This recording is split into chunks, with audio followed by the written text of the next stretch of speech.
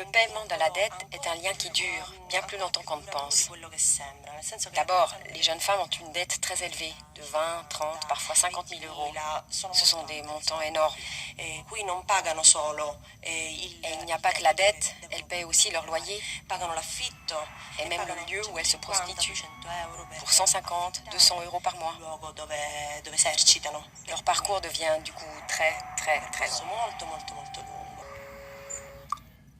Nous sommes là face à des choses très communes. Pour ceux qui vivent en Occident, c'est inanodin, c'est inhabituel. C'est quelque chose qu'on ne voit pas chaque jour.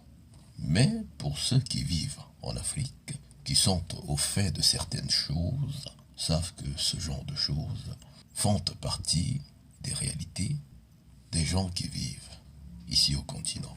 En fait, c'est quoi? Dans les faits, c'est des Noirs, des Africains qui font le commerce d'êtres humains. Mais là, on se limite juste à l'industrie du sexe, au monde du sexe. C'est-à-dire, il y a des femmes qui sont organisées en réseaux, des réseaux qui sont tenus par des hommes, des femmes, la cinquantaine, qui vivent en Italie, qui vivent en France, qui vivent en Angleterre, qui vivent dans les pays riches, en Occident, qui viennent dans leur pays faire ce que moi je dirais le plein de marchandises. La marchandise, c'est quoi? Ce sont les jeunes femmes africaines, défavorisées, qui vivent dans une précarité assourdissante. Et maintenant, comment font-ils pour acheminer ces jeunes femmes jusqu'en Occident, jusqu'en France, jusqu'en Italie, jusqu'en Espagne, jusqu'en Allemagne? Comment le font-ils? En début de chaîne, tu as ces femmes de la cinquantaine qui, chacune d'entre elles, retourne dans son pays, du moins va dans son pays, et elles affichent de manière ostentatoire leurs acquis économiques et leurs acquis matériels. Et quand elles arrivent soit dans leur village, soit dans leur quartier d'origine, et que les jeunes petites femmes, les jeunes petites filles africaines les voient bien habillées, parées de bijoux et d'habits très coûteux, au volant de voitures très coûteuses, menant un train de vie très dispendieux, elles veulent ressembler à cette femme-là. Et naturellement, elles vont auprès de ces femmes, ou bien ces femmes viennent auprès d'elles. Ils les proposent quelque chose de très simple. Si tu me suis en Occident, je peux te trouver du travail là-bas. Un travail bien rémunéré, un travail qui te permettra de quitter de cette misère aberrante et par la suite aider ta famille. Et naturellement, ils utilisent les routes officieuses, les voies clandestines pour acheminer ces jeunes femmes jusqu'en Occident grâce à des réseaux, souvent de passeurs, qui sont solidement constitués et par la suite arriver en Méditerranée, parce que c'est où elles se retrouvent tous, arrivés en Méditerranée, en proie au danger de la mer. Il y a souvent certains bateaux, on va dire humanitaires ou d'ONG, comme l'Ocean Viking, le Bosa, qui viennent secourir ces personnes et ensuite les acheminent aux frontières des pays qui voudront bien les laisser entrer. Soyez-en sûrs, les pays arabes qui sont à côté refusent catégoriquement. Alors il y a des pays comme la France, avec l'Ocean Viking, qui n'a pas eu d'autre choix que d'accepter. Il y a des pays comme l'Espagne, par lesquels, ils en sont l'habitude d'arriver. Donc c'est ainsi que ces jeunes femmes se retrouvent en Occident. Mais le problème est que, une fois arrivées, elles se rendent compte que c'est pas un travail en tant que caissière ou en tant que, je sais pas, femme de ménage ou plongeuse ou baby sister ou je ne sais quelle activité. Non, c'est pas ça qu'elles vont faire. Elles se rendent compte, une fois sur le terrain, devant le fait accompli, qu'elles vont se prostituer. En fait, on ne les donne pas le choix. On les dit, tu vas te prostituer et tu vas devoir nous rembourser l'argent qu'on a dépensé sur toi pour te faire arriver ici. Tu vas devoir payer la chambre dans laquelle on va te loger parce que avant qu'elles arrivent, tout est déjà prêt. Il y a des chambres, il y a des logements qu'on a prévus pour elles et elles doivent payer le logement, payer la dette qu'elles ont chez les mafieux. C'est ça, la mafia nigérienne.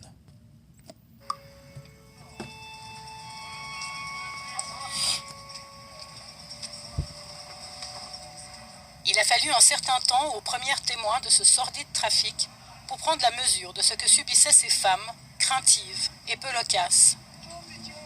Nous avons contacté le Nigeria parce que la majorité des jeunes filles venaient du Nigeria.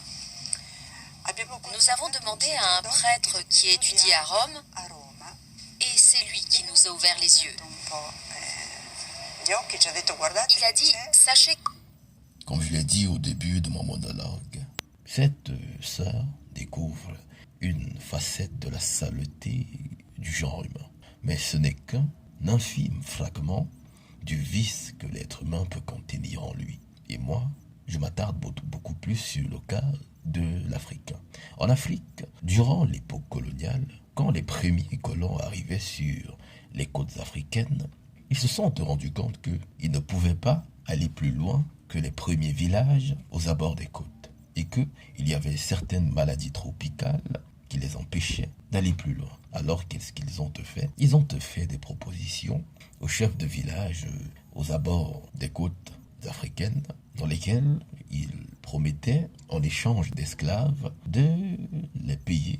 Ils avaient créé un terreau fertile pour que certains Africains entraient dans les brousses, allaient faire une certaine forme de razzia, allaient capturer d'autres Africains, leurs propres frères africains, et les ramenaient aux côtes pour les vendre aux Blancs.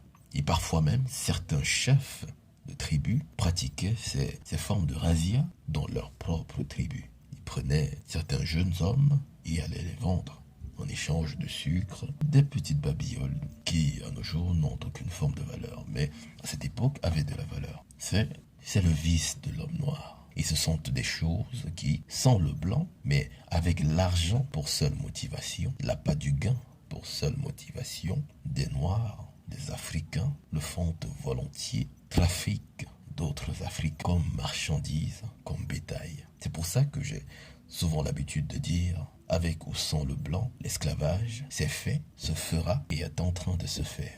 On peut le voir en Tunisie, ce qui se passe avec les Africains. Mais ce qu'on ne dit pas, c'est que dans la grande majorité des cas, ceux qui attirent ces Africains-là là-bas en Tunisie sont payés par certains Tunisiens pour le faire. Non, ils ne vont pas le dire. On va plutôt pointer la faute sur la partie visible de l'iceberg. Mais dans les faits, les choses ne sont plus manichéistes. Les choses prennent une dimension très confuse. Quand tu te rends compte que c'est quelqu'un de la même race que toi, un noir, qui vient te séduire en te vendant des rêves à l'appel, et que, arrivé sur le terrain, devant le fait accompli, tu te rends compte que tout cela n'était que duplicité, que tout cela n'était que esbrouffe, que tout cela n'était que mensonge, et que celui qui l'a fait, qui t'a livré au bon vouloir des autres, c'est ton frère noir, c'est ton compère de la même race. Il y a un trafic de jeunes femmes nigérianes. Elles sont trompées, on leur promet un travail, une vie meilleure, et quand elles arrivent ici, elles sont victimes de la prostitution. En parlant de victimes, oui, elles sont victimes. Pour celles qui ont été abusées, qui se sont fait tromper à travers des belles paroles enjolivées, mais au-delà de ça, quand on essaie d'avoir une lecture un peu plus pragmatique et on essaye de régionaliser la lecture de ces vagues de jeunes femmes africaines qui vont en Occident, qui se retrouvent en Occident, d'autres contraints, d'autres pas du tout. Il y a, oui, il y a des femmes africaines qui, de leur plein gré, en connaissance de cause, vont en Occident dans l'unique et le seul objectif de se prostituer. Personne ne les a contraintes. Elles vont se prostituer pour ensuite envoyer l'argent au pays. Parfois d'autres construisent des immeubles dans leur pays, et quand elles retournent dans leur pays, elles sont, presque vénérées, admirées comme des modèles de la société. Ça, c'est quelque chose qui est facilement observable au Cameroun et dans d'autres pays. Des femmes qui, avec l'argent gagné par la sueur, d'où vous savez, retournent dans leur pays et construisent des immeubles. Et à travers les réseaux sociaux de différents pays, vous allez vous rendre compte que ces femmes sont suivies par des jeunes adolescentes, des jeunes femmes qui sont admiratifs devant leur attitude décomplexée et devant une certaine forme de vulgarisation de leurs activités de prostituées en Europe. Récemment, il y avait eu ce que certains ont appelé le porte-à-porte. Avant que les Africains s'indignent sur les plateaux télé, sur les réseaux sociaux, ces femmes-là, ces influenceuses africaines, allaient de leur plein gré. C'est pas parce que on les a contraints ou bien on a utilisé une quelconque technique de coercition. Non, pas du tout. C'est quelque chose que elles ont longtemps réfléchi dessus.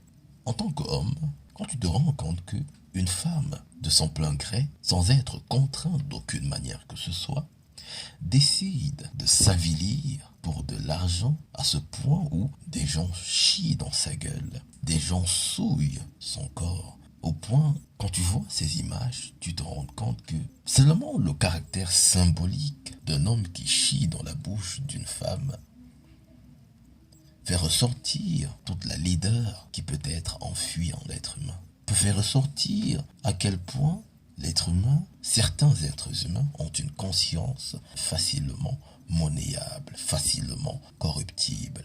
Quand tu vois à quel point la majorité des femmes sont prêtes à monnayer leur corps tel un outil, tel un objet pour de l'argent, comment peut-on respecter ce genre de femmes? Je ne suis pas là pour faire de la morale, je vous laisse cogiter dessus.